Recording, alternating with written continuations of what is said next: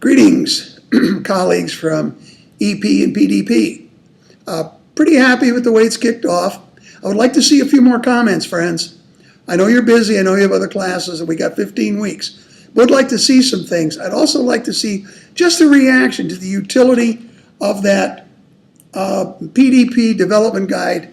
That was given to me very late, and I'm not 100% comfortable with some of the questions.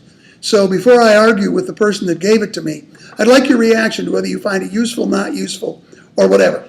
We're now going to talk a little bit about the next section of those PowerPoint slides that came from RPI, Rensselaer Polytech. I like them for a couple of reasons. You'll hear those in the next 10 minutes. The first, please note who they chose to have sponsor that. We have dialogue all the time, Dr. Woodland, Dr. Link, Dr. Ball, and myself, about we need to do more emphasis on writing in the program. RPI recognized that the support for their EP program is their writing. They have a very fine writing center there. We have some help at Morgan too if you need help. You can get it. I know many of your community colleges have writing centers, as we did. They do at Hagerstown. I used it when I was there. Okay, what are we coming up with on this thing? Whenever I look at those slides, I think about my hero, John Dewey. Dewey talked about, as a pragmatist, to really learn one must do. So the whole idea is you're going to do the basic foundational electronic portfolio, and you're going to adapt it to the audience that's going to read it. Karen posted a very fine statement. In fact, I'm going to have to take a class from her. A couple of the things she's posted as to where she's going to warehouse hers, I'm not familiar with. But that's why we're so fortunate to have Karen, A, at the university, and B, in our cohort. Okay, the critical thing, and it's sort of the leitmotif that runs through that entire set of slides, keep it up to date, because you never know when you're going to need it. I didn't follow my own prerogative about 5 months ago. Mine was not as up to date as it should have been. Dr. GK walked in and said, I need it tomorrow. She said, I need it tomorrow. I prefer it this afternoon. Well, I had to do a lot of quick editing because I hadn't changed it for a year. Not good. You ought to give yourself an every 4 months, maybe every quarter, look at it and see if you've done anything that really deserves to be highlighted a little bit in your EP. Keep that in mind. Remember from my original email to you, what I'm hoping we'll do in this course is by the end of the 7th module, you'll have your first draft for me to look at. By that little period of time we have at the end, where there's not really an assigned module, you'd go through it and find some fine tunings, and I'd look at it a second time. That was kind of to instill in you the habit of looking at it and changing it regularly. Okay, be comfortable with the use of an old sociological, anthropological term, artifact. Artifacts have a dynamic more than just a piece of paper or a picture. They have to have a context that says something beyond just the artifact's basic structure. My suggestion, keep them as dynamic as possible. One of the things I like best is short, you see I do these, is short videos, micro teaching lessons if you're still staying on the instructional side. If you've done any training or any staff development work, get a short micro lesson of it going on. That's very good if you're working in student services. And you can convince a student to let you either simulate or actually do an advisement, an interaction. Remember, you have to keep the student anonymous, and they have to sign a release, but it's still a very good thing for people to see. One thing I do not recommend doing, I've seen quite a bit of it, and that is people will take a 25-page paper that they're particularly proud of and put it in there. People aren't going to read that. What I recommend that you do is that you have an abstract of the paper. I'm becoming rather adept at writing those. I've had to write 3 this week for presentations we're proposing. One drove me crazy, 30 words. Hard for me to say anything in 30 words. The other was 300. I didn't need 300. I could make my point in about 200 and kept it concise and focused. Also the idea of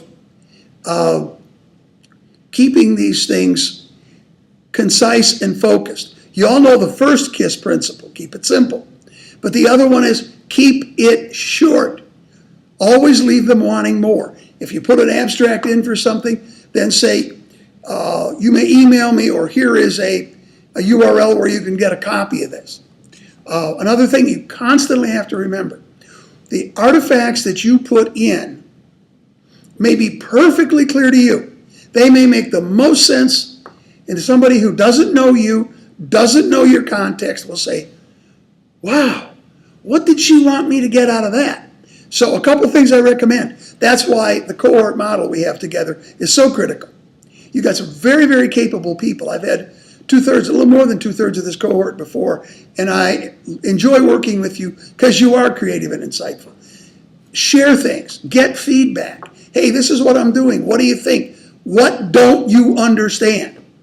What question do you want to ask that it didn't answer?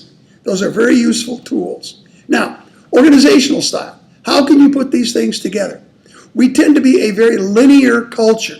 You mean it happened in 85, then we go to 87, then 90, etc. That's fine. That's the chronological style, and it has merit. But you also might have a topical style. If there are 5 or 6 topics that are particularly unique and special that you consider yourself to be very adroit at, you can take a topical approach. The other one that's very helpful, position descriptions.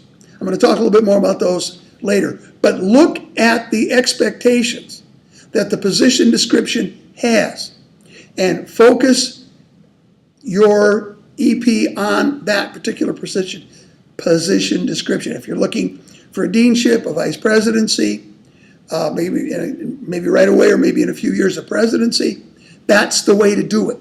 If you're going to do a presidency, I'm sure Dr. GK in the American Community College course told you about the presidential competency component that you can get from AACC, www.aacc.org. It's up there, it's free. It's the kind of skills that they feel that any president of the 21st century must manifest. Okay, now another thing that's helpful.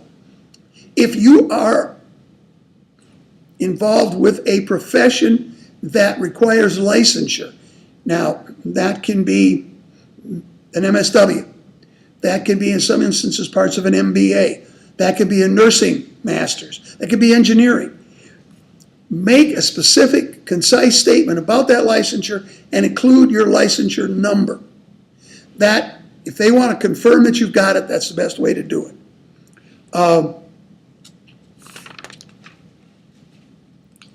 I've talked just briefly, I want to come back to analyzing a position description. The phrase that is used is mind description, and be precise to address the core competencies that they speak to wanting the person who will get the position to have.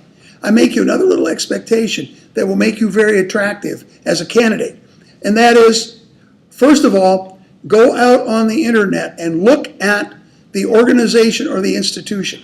Learn as much as you can about that institution. Its mission, vision, and values should be stated. There will be other demographic data about the school. There may even be some other little statements in the president's message, or if you're going to work for a certain, perhaps let's say you're going to be a dean under a provost for a multi-campus, what does a provost message say? And how can you best see yourself fitting in? The other thing, we're building lots of networks at Morgan. Dr. Woodland is all up and down the East Coast. Dr. GK is all over the country. I have a little bit in selected parts of the country where I've spent time or done work. If you're thinking about a school, I made a phone call before doing this tape, a young man who I hired at Hagerstown, who moved on to a 4-year school first at a community college, is now being considered for deanship in a larger community college. He said, called and asked to be a recommender. If I would be a recommender, I said, fine. Now here's some things you need to know about that school. I have worked with them. Some things that you can do to make yourself more attractive. Those things are helpful. Okay. Another thing that's helpful, not only work in education, because you are taking an EDD, but also if you have a discipline background, stay active in it. I mentioned I've written 3 abstracts for presentations. Only one of them is in education. My other great love is the behavioral sciences, particularly sociology.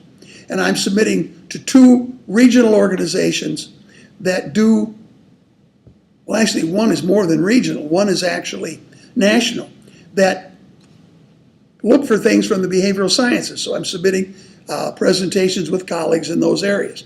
The other thing that I would like you to look at is they talk in those slides about reflection. Please take a look at what Dr. Barnett has to say. Karen put something up on the internet you can look at about how she used Barnett. There's good stuff in there. You may have to mine it a little bit, but there's very good stuff in there about things like reflection. Okay, I'll look forward to the material you send me, and have yourselves a productive semester as we progress.